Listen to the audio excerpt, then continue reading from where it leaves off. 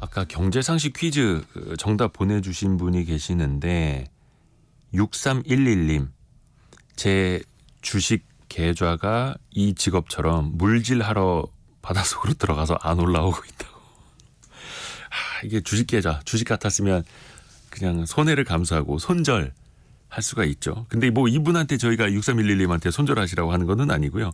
때로는 인간관계에서 주식처럼 손절을 고민할 때가 있습니다. 둘 다 어려워요. 둘 다 어려운데 심리학개론 시간에 인간관계의 손절을 좀 한번 배워보시죠. 연세대 이헌주 연구교수와 함께합니다. 안녕하세요 교수님. 네, 안녕하세요. 제가 근데 교수님 성격을 조금 아는데 네. 막 그렇게 매몰차게 사람을 손절하실 것 같지는 않은데 교수님은 어떠세요? 저는 사실 되게 무른 편이어서 네. 전혀 그렇지는 않습니다.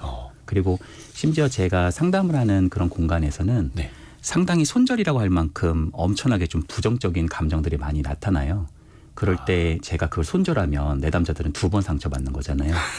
그래서 오히려 수용할 수 있는 토대가 훨씬 더 중요할 수 있죠. 상담 오신 분들을 손절하시면 안 되니까. 그럼요. 네. 근데 이 이론을 바탕으로 네. 우리가 또 어떻게 활용하면 좋은지 네. 일단 이야기를 들어보죠. 우선은 고민부터 시작이 됩니다. 내가 저 사람하고 관계를 끊어야 되나 말아야 되나. 네. 계속 만나야 되나 연락을 해야 되나 말아야 되나. 또 네. 손절하자니 너무 또 매몰찬 거 아닌가. 네. 또 이게 또 고민의 시작이지 않습니까? 어떻게 해야 됩니까? 사실 상담사 분들께서 그렇게 할 수 있는 까닭은 네. 특히 숙련된 분들이 그렇게 할 수 있는 까닭은 다양한 멘탈 훈련을 많이 합니다. 그러니까 스스로 할 수 있는 굉장한 멘탈 훈련들을 하고요. 네. 또 저희는 사실 만날 때 한 번에 50분씩 만나잖아요. 일주일에 한 번씩 50분씩 만나기 때문에 가능한 부분일 것 같아요. 근데 일반적인 경우에는 사실 이게 인연이 거의 악연이 돼서 거의 뭐 덫에 빠진 것 같은 그런 관계들이 있는 것 같아요. 그리고 그 기자님 그런 게 있어요. 우리 행복에 네. 가장 큰 영향을 미치고 우리 불행감에 가장 큰 영향을 미치는 요소가 바로 인간관계입니다. 그래서 사실은 진짜 내가 행복해지려면 유해한 인간관계 멀리하는 게 되게 필요할 수 있어요. 그래서 내가 손절할 만큼 힘들다면 뭐 내가 진짜 이 사람하고 있으면 너무 힘들다면 어느 정도는 조금 갈머리를 하고 멀리하는 것도 필요한 지혜다 이렇게 말씀드릴 수 있겠네요. 그 손절이라는 게 인간관계에서 손절이라는 게 그냥 너무 매몰찬 게 아니라 네. 때로는 필요하다. 네. 나를 지키기 위해서. 네. 그러면 그게 어떤 경우에 해당이 될까요? 일단은 여러 가지가 있을 수 있는데 첫 번째는 그 사람하고 만나면 내가 좋은 게 아니라 일단 내가 스트레스를 굉장히 받는다. 이걸 한번 판별해 보시면 좋을 것 같아요. 일단 내가 그 사람을 만나면 스트레스 받는다. 예를 들자면 예. 그 사람하고 만나면 자꾸 뭔가 압박감을 받거나 그 사람하고 만나면 그 사람이 하는 짓이 말투나 행동 하나가 다 미운 거예요. 미운 짓만 골라서 하시는 분들이 계세요. 혹시 여러분도 머리에 떠오르시는 분 한두 분 계시죠? 예, 진짜 짜증이 나는 그러니까 문자만 봐도 좀 짜증이 나시는 분들이 계세요. 이런 경우들은 사실은 이거는 하나의 좀 신호다. 이렇게 말씀드릴 수 있고요. 예. 거기다가 더해서 자꾸 나한테 뭔가 두려움을 얘기하고 뭔가 불안을 얘기하고 절망을 얘기하고 부정적인 걸 얘기하고 나한테. 안 된다 그러고 뭐 그거 하면은 너 그거 뭐 큰일 날 거라 그러고 계속 뭔가 나한테 안 좋은 얘기만 자꾸 하시는 분들이 있어요. 네네네. 뭐 어느 정도의 브레이크를 뭐 필요할 수도 있어서 그렇게 얘기하실 수도 있지만 정말 좀 너무 부정적인 사람들, 너무 두려움을 좀 몰고 오시는 분들은 내 인생에서 되게 불안하게 만드는 주동 하나의 원인일 수 있다. 이렇게도 말씀드릴 수 있죠. 게다가 네. 반복적으로 나를 굉장히 무시하거나 비하하시는 분들, 소위 자존감 도둑이라고 그러죠. 나를 무시하는 사람들? 네, 예. 나를 막 의도적으로 좀 깎아내리거나 무시하거나 비하하거나 이러시는 분들. 이런 사람들은 손절해도 된다. 이런 사람들은 한번 내가 이게 연속성으로 조금 나타나고 있다면 뭐 손절까지는 아니더라도 조금 멀리 해보시는 것이 일단은 나부터 챙기는 것, 일단은 나부터 조금 케어해 보는 거 그런 차원에서 조금 멀리 두시는 것이 도움이 될 수 있다. 이렇게 말씀드릴 수 있겠네요. 그러면 이게 손절하는 것도 요즘엔 그 메시지도 그렇고 전화도 그렇고 메신저도 그렇고 차단 기능이 또 많이 있지 않습니까? 네. 그렇게 그냥 단칼에 잘라버리는 게 나은지 네. 아니면 그냥 서서히 제가 좀 바빠서요. 다음에 이렇게 약간 음악이 페이드 아웃 되듯이 서서히 네. 단절을 하는 게 나은지 어떤 방법이 더 나아요? 일단은 그 손절을 하려고 내가 이제 끊잖아요. 뭐 네. 내가 예를 들어서 전화를 안 받는다든지 심지어 내가 뭐 그걸 차단해 놓는다든지 그러면 다른 식으로 관계 시도가 있습니다. 왜 연락이 안 되니? 왜 어떻게 대전 된 안 거니? 받니? 네. 무서워. 그리고 내가 손절할 정도로 나한테 굉장히 나를 불편하게 하시는 분들은 자기가 그런 칼을 휘두르고 있는지를 보통 모릅니다. 그러니까 자기는 전혀 몰라요, 그거를.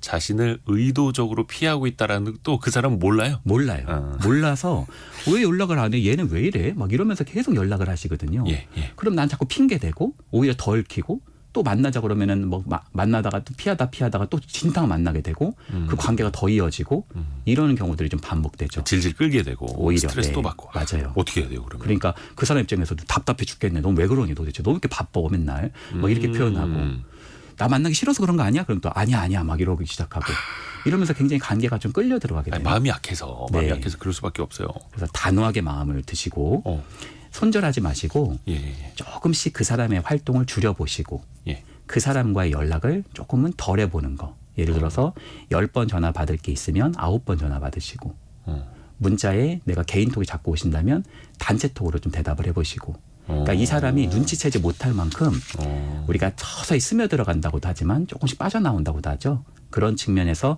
약간씩 멀리 해보는 것이 오히려 나을 수 있습니다. 아주 천천히. 관계가 처음에 들어가는 것도 천천히 시작됐듯이 조금씩 내가 빠져나오는 것도 도움이 된다. 손절도 사실은 정말 급락했으면 손절일 수 있겠지만 조금씩 빠져나갈 때 내가 분할해서 우리가 사듯이 분할해서 조금씩 빠져나갈 수 있잖아요. 주식도 한꺼번에 갑자기 10% 떨어지면 손절할까 이게 바로 나가는데 네. 하루에 0.5%씩 쭉 밀리기 시작하면 네. 손절 타이밍을 놓치죠. 그렇죠.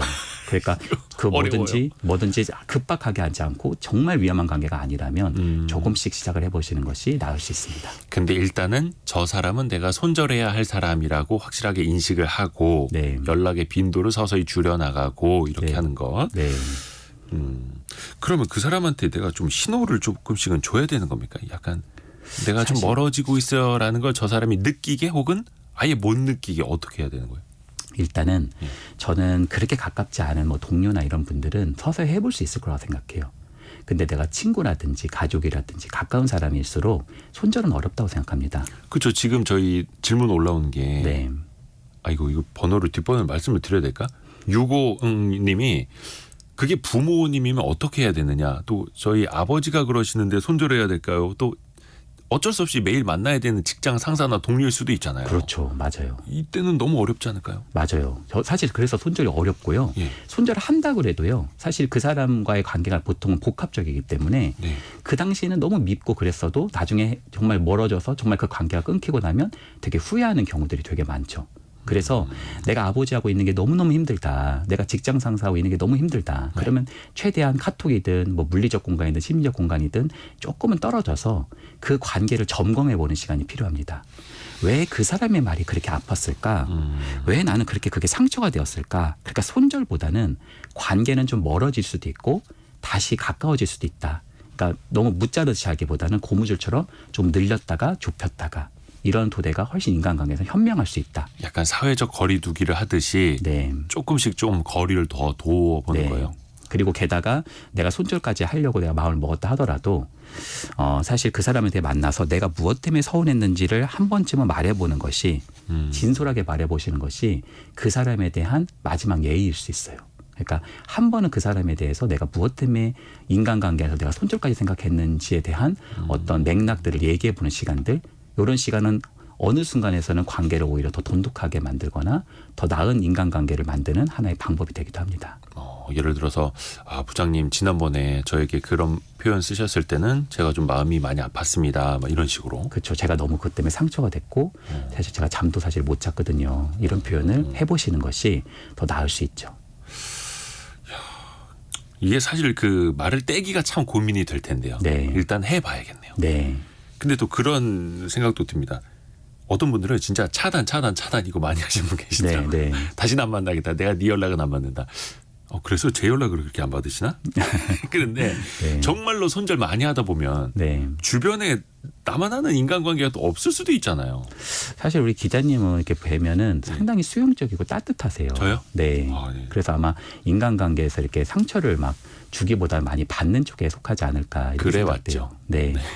근데 이제 내가 손절을 하겠다고 이렇게 하다 보면 그만큼 상처가 쌓였으니까 이제 그럴 수 있는데 네네네. 그렇게 손절을 자꾸 하다 보면 내가 완전히 고립돼 버리거든요. 남는 사람 자체가 없을 수 있어요. 그렇죠. 사회생활을 해야 되는데. 네, 100% 맞는 관계는 없고요. 심지어 나 자신도 마음에 안 드는 부분이 투성이거든요. 네. 그래서 사실 인간관계는 항상 초반에서 항상 내가 빛과 그림자가 이 사람 관계에 있을 때 항상 빛을 향해서 조금씩 만들어가는, 관계는 고정된 것이 아니라 지금도 만들어갈 수 있는 과정이다. 속상한 게 있으면 조금씩 표현해보고, 또 어떤 면에서는 너무너무 화나는 부분이 있으면 유연하게라도 얘기해 볼 수 있게끔 그 관계를 풀어나가는 게 더 낫다, 이렇게 말씀드릴 수 있겠네요. 이 인간관계라는 것 자체가 뭐 학교든 직장이든 가족이든 그냥 하늘이 내려줘서 맺어져 있는 게 아니라 네. 내가 만들어 갈 수 있는 거다라고 네. 생각을 해야겠네요. 네. 왜냐하면 여기서 빠져나오지 못하고 그냥 되게 힘들어하시는 분들이 많기 때문에 네. 빛과 그림자가 같이 있고 내가 그걸 또 컨트롤할 수 있다. 네. 좋은 말씀 감사합니다. 연세대 이헌주 연구교수 통해서 이야기 들어봤습니다. 고맙습니다. 네, 감사합니다.